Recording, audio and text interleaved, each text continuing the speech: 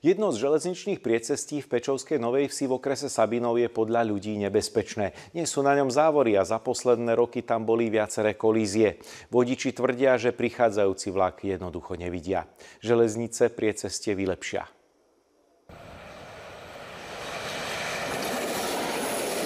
Na príchod vlaku na tomto mieste chodcov či motoristickú verejnosť nevaruje ani zvukový signál, ani padajúce závory, len dopravné značky. Vlak podľa miestnych tu ide navyše vysokou rýchlosťou. Tak však ja znam, tá 100 čikeľov má povolenú. I na bicyklu chodza tu do ZTS, zo Sabinova idú po cyklotrati. Čo najlepšie zrobili, železnice boli rampy rozkové.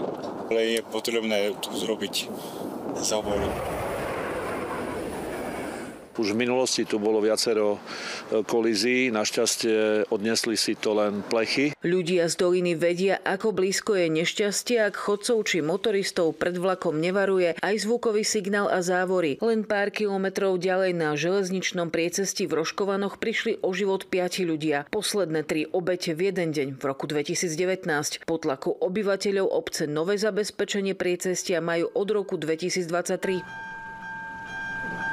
Železnice Slovenskej republiky už spustili procesy na zvýšenie bezpečnosti aj v Pečovskej Novej Vsi. Rátajú s investíciou viac ako 760 000 eur bez DPH. Pribudnú závory, nové značenie, kamerový systém a upravia aj cestu. Tu je tá cesta, na ktorej sa nachádzame my. Podaný je už aj návrh na vydanie stavebného povolenia. Odovzdanie staveniska a samotné zahájenie prác bude možné po vydaní a nadobudnutí právoplatnosti stavebného povolenia, čo môže podľa doterajších skúseností trvať aj niekoľko mesiacov. Roka by sme tu mali mať zmodernizované, bezpečné železničné priecestie so závorami a výstražným zvukovým a svetelným znamením. Diana Murdziková, Slovenská televízia.